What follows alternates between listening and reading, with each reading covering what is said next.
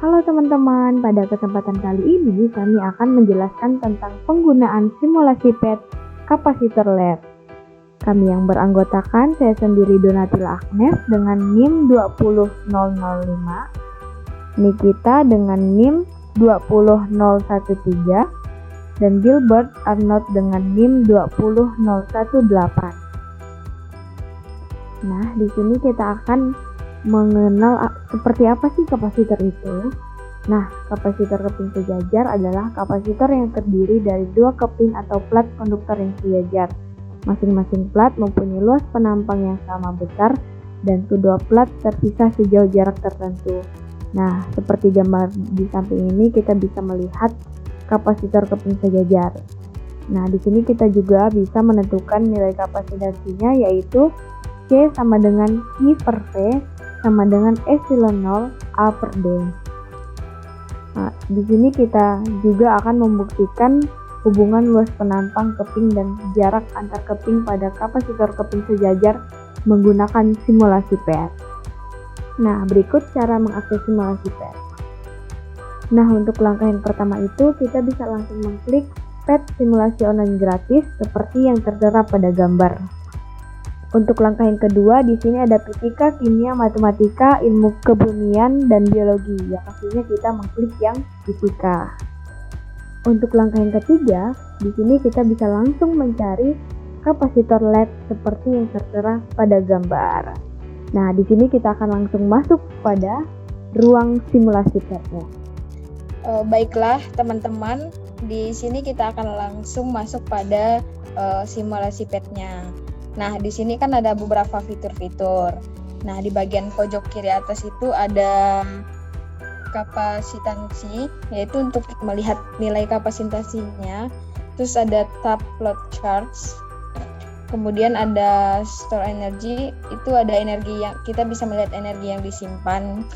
Kemudian pada bagian atas itu ada plot charts. Kemudian ada grafik batangnya. Grafik batang ini untuk menampilkan nilai kapasitasi energi yang disimpan.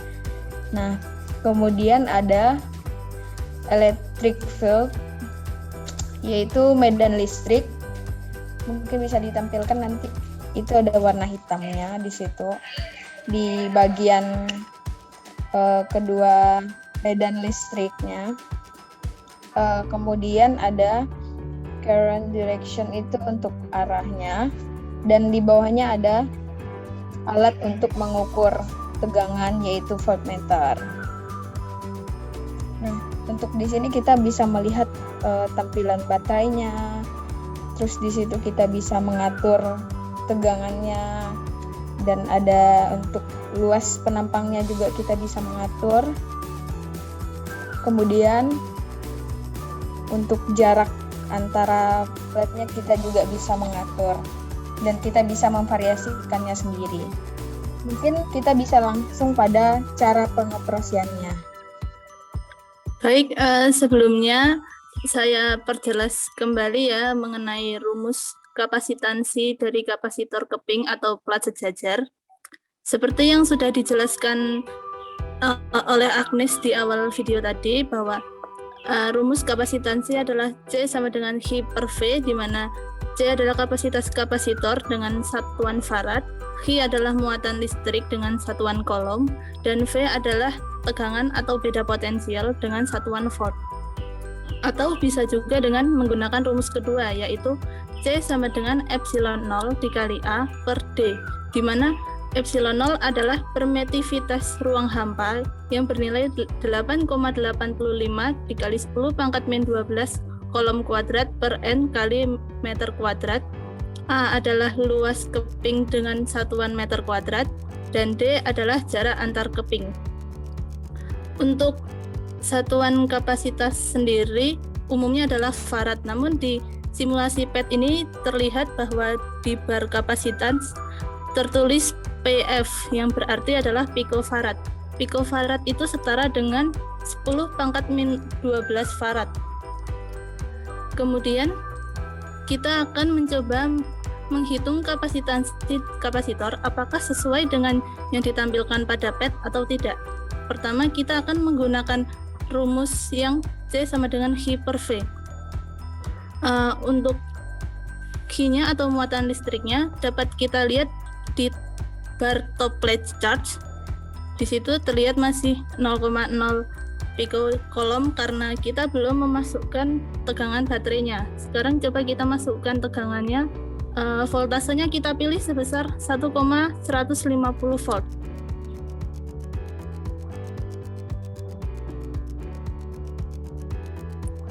Yang kabel merah, probe merah di bagian atas dihubungkan dengan plat yang bermuatan positif dan probe hitam kita hubungkan dengan plat yang bermuatan negatif. Kemudian tegangan baterainya kita pilih sebesar 1,150 volt. Nah, di situ kita substitusikan ke dalam persamaannya, yaitu 0,34 picocoulomb per 1,150 volt. Hasilnya adalah 0,2296565 picofarad atau jika dibulatkan menjadi 0,30 picofarad.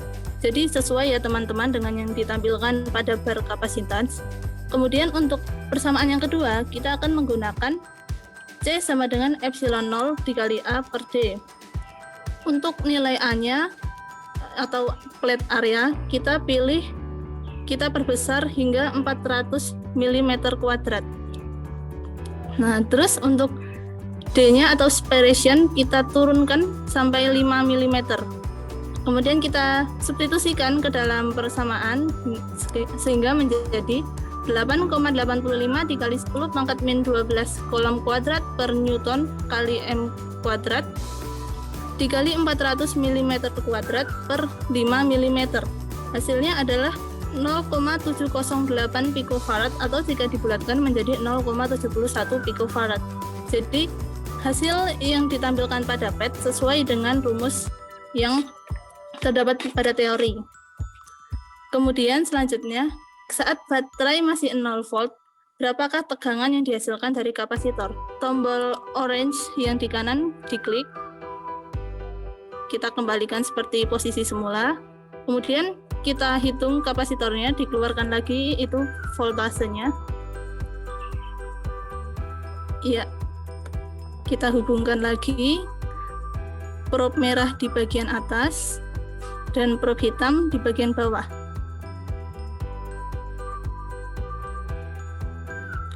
Oke, dapat terlihat ya teman-teman bahwa saat baterainya masih 0 volt, tegangan yang ditunjukkan pada kapasitor ada juga bernilai 0 karena belum ada daya yang masuk sehingga belum memberikan muatan yang nantinya akan tersimpan di pelat. Jadi belum ada muatan yang mengalir ke situ. Oke, untuk selanjutnya kita akan mencoba menaikkan tegangan baterai, lalu kita ukur tegangan kapasitornya. Sekarang kita bebas menaikkan tegangan baterainya, dinaikkan sedikit saja. Nah, ya. Di situ dapat terlihat ya teman-teman bahwa besarnya tegangan pada kapasitor yaitu sebesar 0,7 volt yang dimana sebanding dengan tegangan baterai. Jika andaikan nilai pada voltasenya hasilnya minus, itu dikarenakan kabelnya tidak terhubung dengan benar atau terbalik sehingga hasilnya minus karena kabel probe yang harus dipasang itu kabel berwarna merah dihubungkan pada pelat bermuatan positif dan probe hitam dihubungkan pada pelat yang bermuatan negatif. Kemudian kita amati bagian top plate charge-nya atau muatan pada pelat atas. Di situ sekarang coba kita naikkan, kita centang dulu pertama top plate charge-nya. Ya, terus kita naikkan lagi tegangan baterainya. Oke, di situ dapat terlihat ya teman-teman bahwa semakin tinggi voltase atau tegangan baterai atau kapasitornya, maka jumlah muatan yang tersimpan pada pelatnya semakin banyak. Jika voltasenya dinaikkan hingga maksimal, muatan positif akan berada di pelat teratas. Sebaliknya, jika voltasenya diturunkan hingga minimum, muatan positifnya akan berada di bawah. Hal itu dikarenakan muatan positifnya mengikuti bagian kutub positif baterai, atau bisa dilihat bahwa bagian baterai yang berwarna orange itu menunjukkan bagian kutub positifnya. Untuk muatan di plat bawah, jumlah muatannya itu sama dengan plat atas, hanya saja bernilai negatif. Kemudian yang kedua, kita akan mengamati bagian storage energy. Dicentang dulu. Nah, terus kita coba gerakkan tegangannya. Nah, dapat terlihat bahwa bar pada storage energy semakin memanjang atau jumlah energinya semakin banyak seiring dengan naiknya tegangan baterai. Kemudian, jumlah energi yang tersimpan sebanding dengan muatan dan kapasitornya. Yang ketiga, kita akan mengamati di bagian electric field. Sebelumnya apakah sudah tercentang? Oke, sudah ya. Di situ electric field itu adalah medan listrik yang arahnya dari positif ke negatif. Kalau tegangan baterainya semakin besar, muatan listriknya juga akan semakin banyak, sehingga medan listriknya juga semakin banyak, atau anak panah yang ditunjukkan itu. Begitu pula sebaliknya. Kemudian yang keempat yaitu current direction atau arah saat ini. Bisa kita lihat saat kita menggerakkan tegangan baterainya dinaik turunkan, terlihat bahwa ada anak panah berwarna biru ya teman-teman di bagian rangkaiannya. Itu adalah anak panah yang menunjukkan arah elektron, yang dimana arahnya kebalikan dari arah arus. Elektron ini bergerak dari kutub negatif ke kutub positif pada baterai. Kemudian selanjutnya kita akan mencoba memutus rangkaian. Nah, ketika kita putuskan rangkaiannya, pada plat ini tidak terjadi pengisian daya atau muatan lagi. Jadi ketika kita ukur tegangannya, nilai di situ tertera ya teman-teman bahwa nilai voltasenya adalah 1,400 volt. Itu adalah nilai yang terukur itu adalah besarnya tegangan baterai yang terakhir terhubung sebelum akhirnya rangkaian ini diputus. Jadi itu adalah nilai dari muatan yang sudah tersimpan dari sebelum akhirnya baterai itu rangkaian itu diputus. Kemudian untuk terakhir kita akan mencoba memvariasikan separation dan plate area.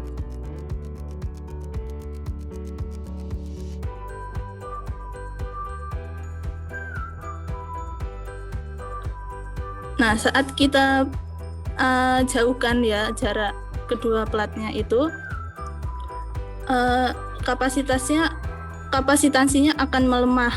Sebaliknya, jika kita dekatkan jarak kedua plat, maka kapasitansinya akan semakin besar dan kuat. Kemudian, selanjutnya kita akan mencoba untuk memvariasikan plate area. Coba ditarik. Nah, ketika kita perlebar plate areanya, jumlah muatan, kapasitas, dan energi yang tersimpan akan semakin besar karena area penyimpanannya semakin besar atau luas, sehingga makin banyak muatan dan energi yang dapat tertampung. Begitu pula sebaliknya, jika kita persempit ya plate areanya, jumlah muatan, kapasitas, dan energi yang tersimpan akan semakin mengecil karena area penyimpanannya juga semakin mengecil. Baik, sekian dari saya. Itu adalah penjelasan mengenai dari kapasitor keping yang belum terhubung dengan bola lampu. Selanjutnya untuk yang dengan menggunakan light bulb akan dijelaskan oleh Gilbert. Untuk waktu dan layar saya persilahkan. Baik, terima kasih Agnes dan Nikita yang sudah menjelaskan dari awal, dan saya akan melanjutkannya ya.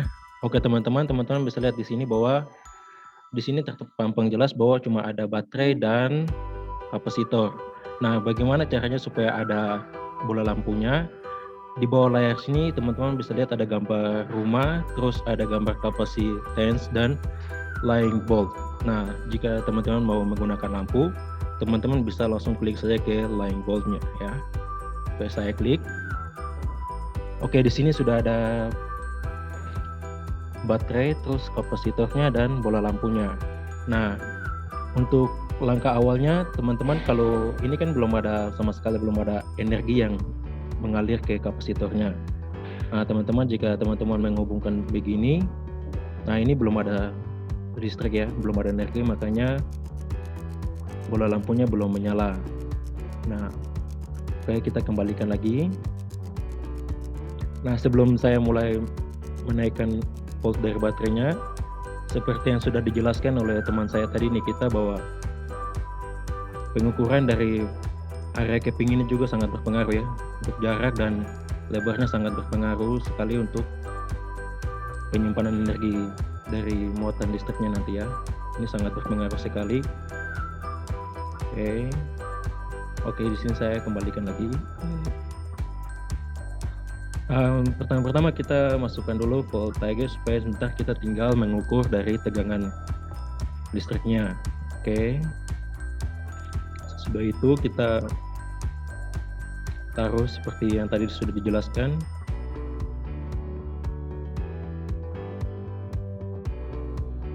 Oke, seperti itu. Ini masih 0 ya voltnya. Oke, di sini saya langsung menaikkan saja paling atas ya, 1,5 seperti oke. Di sini saya juga tentang top flash sharing dan storage energi dan electric field supaya teman-teman bisa lebih memperhatikannya lebih jelas ya. Oke, di sini setelah saya menaikkan energinya, bahwa ternyata energi dan muatan yang dari baterai ini sudah masuk ke kapasitor dan energinya sudah tersimpan di sini ya. Oke, setelah itu saya coba menghubungkan ya. Ini masih dalam mode awal ya, jadi separatornya masih 6,0 mm dan besar arenanya adalah 200 mm per kubik. Nah, sekarang saya coba menghubungkan dengan bola lampu tersebut dan kita akan melihat bagaimana reaksi awal dari bola lampu tersebut ya. Oke, saya menghubungkan ya. Sebelum itu saya sudah jelaskan bahwa di sini energinya sudah tersimpan ya, sudah tersimpan secara merata dan kita langsung saja menghubungkan ke bola lampunya. Oke, jadi teman-teman bisa lihat bahwa bola lampunya dari sangat terang sekali meredup hingga mati ya. Jadi di sini energi yang dialirkan dari baterai tadi tersimpan di kapasitornya lalu dialirkan lagi ke bola lampunya dari terang sekali tadi redup hingga mati. Tapi di situ kita bisa lihat bahwa dia sedikit cepat dan sedikit tidak terlalu laju juga, tapi dia tetap akan mati. Nah, selanjutnya kita ambil lagi energinya, kita kembalikan hubungkan ke baterai. Sesudah itu kita coba untuk memperjarak antara kepingnya, terus kita memperluas kepingnya lagi. Nah, seperti yang teman-teman sudah lihat, dan coba kita menghubungkan lagi kembali dengan area lampunya. Oke, jadi ketika kita melakukan jarak antar kepingnya, kita memperluas sekali, terus kita memperluas arenanya, bahwa lampu yang tadinya yang awalnya sedikit matinya sedikit lambat, tapi setelah kita jarak terus kita memperluasnya, dia sedikit agak lama ya matinya. Bahwa di sini bisa dijelaskan bahwa teman-teman bisa lihat juga bahwa semuanya itu sangat tergantung sekali dari kapasitor rapat atau jauhnya. Oke, coba sekarang kita coba lagi ya. Kita harus coba lagi. Nah, coba kita merapatkan lagi lebih dekat, terus sesuai ya. Kita lebar atau perkecil, teman-teman bisa coba saja. Kita tetap kasih lebar ya. Dan coba kita hubungkan lagi. Oke, seperti yang teman-teman bisa lihat bahwa lampunya tahan lama ya, tahan lama dan sampai redup ya. Di sini juga teman-teman bisa lihat elektrik listriknya yang dari tadi banyak, terus dia mulai mengurang, bahwa dia mulai mengalir dari satu tempat ke tempat yang lainnya sesuai dengan arah kutubnya. Oke, teman-teman bisa lihat. Nah, itu dia. Oke, saya kembalikan ya. Oke, jadi teman-teman dari sini kita bisa lihat bahwa kapasitor itu adalah seperti tempat penyimpanan energi atau muatan listrik dari baterai. Dan setelah itu kita bisa mengalirkan ke bola lampu atau yang lainnya. Jadi kegunaan dari kapasitor sebenarnya itu untuk penyimpanan energi atau yang lainnya. Tapi semua itu bisa tergantung dari jarak atau luas arena dari kapasitor itu ya. Ini semuanya sangat berpengaruh sekali. dan terhubung satu sama lain ya. Oke. Jadi itu dia kapasitor dengan tegangan yang ada.